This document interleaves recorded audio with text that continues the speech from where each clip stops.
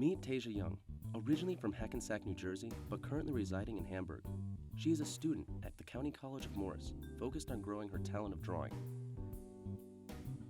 When she was young, Teja had watched her father draw as it was his favorite hobby, and she has been in love with the art ever since she could pick up a pencil.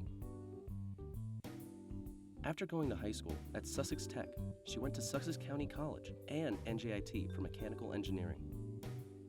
After falling out of love with that career, she decided to jumpstart her favorite passion and attend County College of Morris, one drawing at a time. Her favorite types of drawing consist of stipple, cross-hatching, pen drawings, and Indian ink work, as she admires the tedious nature of it. She's committed to building a strong foundation and sharpening her fundamentals, eager to explore where her creativity can take her.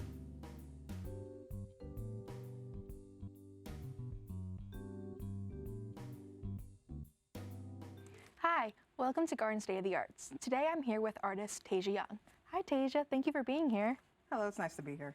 So what was it about watching your father draw that inspired your passion for art at such a young age? Just observing the drawing process of going from a simple sketch into a fully rendered drawing just really fascinated me. Would you say that's the moment that you realized that art was your true passion, watching your father? Oh yeah, definitely. Like his drawings really cemented like an interest in just the arts in general. How has studying at the County College of Morris helped you grow and refine your skills as an artist?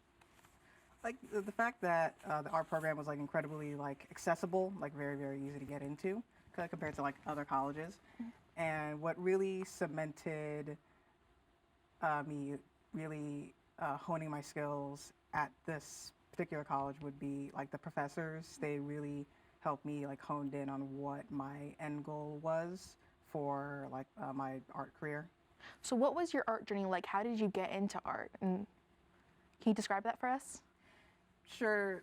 I didn't start off drawing as a career off the bat. That wasn't my first decision when it comes career-wise. I started in Sussex Tech. My freshman year, I started culinary. Oh wow, so that's very different. Yeah. Yeah, very much. I was all over the place. And then once I figured that that didn't satisfy me, I transferred over to engineering for my sophomore year. And then after that, I just continued on with the engineering program until I graduated. And then I moved on to Sussex County Community, which I still continued with mechanical engineering, and eventually moved on to NJIT. And then a couple of years into NJIT, I kind of realized that it really wasn't satisfying me as I thought it was. The past several years of studying it, over the years, it just got progressively harder and started to branch into certain aspects that just wasn't really meshing with my interests anymore. So I just kind of fell out of love with it. What was it about engineering that made you realize, all right, the art, this is what I want to do? Yeah, there is an overlap between art and engineering, and it's really the creative process of making something out of nothing, which would be AutoCAD. Mm-hmm. And I also used to hand draw drafts for schematics for measurements for gearboxes and stuff and other mechanisms. And it was really that aspect of engineering that interests me, and not the whole entire field. Mm-hmm. What challenges have you experienced thus far in your artistic journey, and how have you overcome them, you think? First step was getting over my pride. Yeah, because of course when you're surrounded by family, they tell you oh yeah, you're good. But when you really when you really want to master a craft, you have to surround yourself with people who are better than you, and I can actually really give you criticism to help you break through walls and really start pushing my art forward and getting gradually better.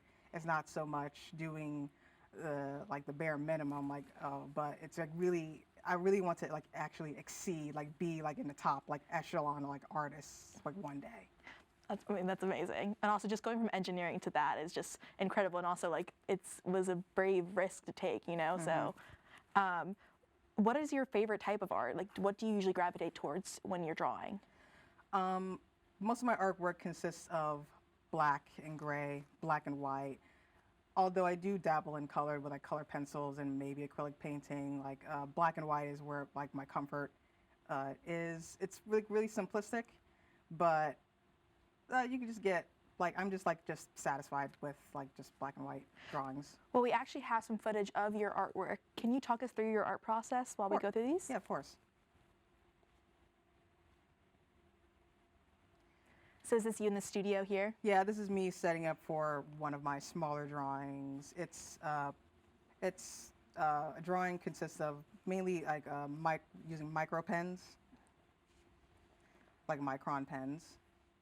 What drew you to doing such intricate techniques like that with the pens? I was always a very like intricate person. I'm a stickler for attention to detail. I love the gritty. I love the time-consuming nature of it. I have no idea why. I just do. How long do you think it would take? How long did it take you to do this? That small drawing, as small as it looks for me, my current skill level, it probably took about I can complete this in about like 24 hours. Like, Oh, yes. wow. At a higher level, probably maybe like 12 hours or something less than that, but I'm still working. And is that through like the week, or is it just like over a month? Do you go back and forth between drawings? Yeah, sometimes I would have like one or two projects. Like this project would be my portrait of Brad Pitt. This is a charcoal drawing. It's drawn on toned paper, so I don't have to really worry about like mid-tones. All that is done for me, so I can only just focus on extreme lights and darks. Can you tell us the backstory behind this? Yes, this is a drawing. It's a parody drawing of Renaissance painting. I forgot what the name of the Renaissance painting was, but this is a rough sketch of like a rough idea of planning, and this is the final drawing, which took me roughly about 20 hours. It's just incredible. Has multiple techniques of, both techniques of cross-hatching and stipple work. And I'm really satisfied with this drawing, even though right now I can actually kind of see some of the errors, but it's like fine. Your artist mind just never stopping, yeah. Like, yeah, this is a charcoal drawing. It's drawn on newsprint. It's a very like cheap piece of paper. You kind of that's like kind of experimental. Wow. This is a drawing back in high school that I did like Wow. really like a long time ago, and yeah, all the scales, Yeah, incredible. all the feathers. It was a time-consuming thing, but I can like this imagine, is like the almost kind of like the realization where I really like intricate things. Yeah, I can tell.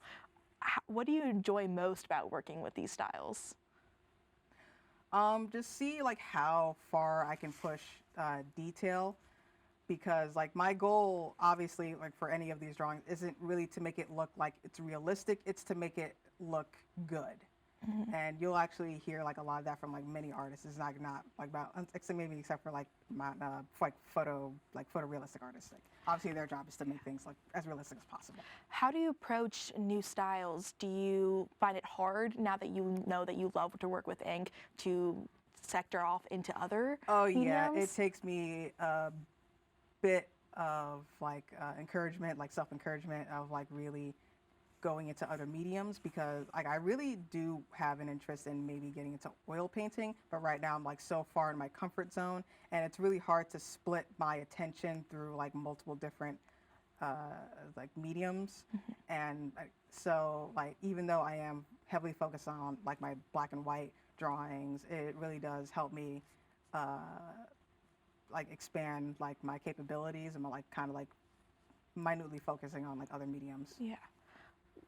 What is your creative process like when you start a new drawing, especially because it's so detail oriented? Do you start with how do you start it? Is it just a regular sketch and then he goes into details later on? It takes me a while to even decide what I even like want to draw. Yeah. Like usually I used to draw snakes for like the longest time because I really love like reptiles.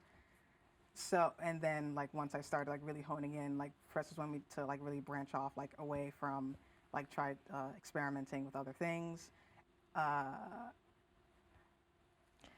Like I don't know, like I really can't really explain the process. It's like what pops into my head like at that moment, like I have to draw this now. Yeah.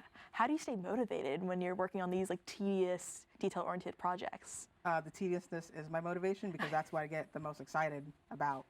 Like I'm not like abstract drawing, abstract art didn't really interest me all that much because it was just too vague. I love like definitive shapes. I love definitive lines. I love like the rendering process, like the really rigorous rendering process. Like it seems like a lot for people, but it's like it's what I really enjoy the most. Well, thank you so much for being here, Teja. It's been great speaking with you. This has been Garden State of the Arts. We'll see you next time.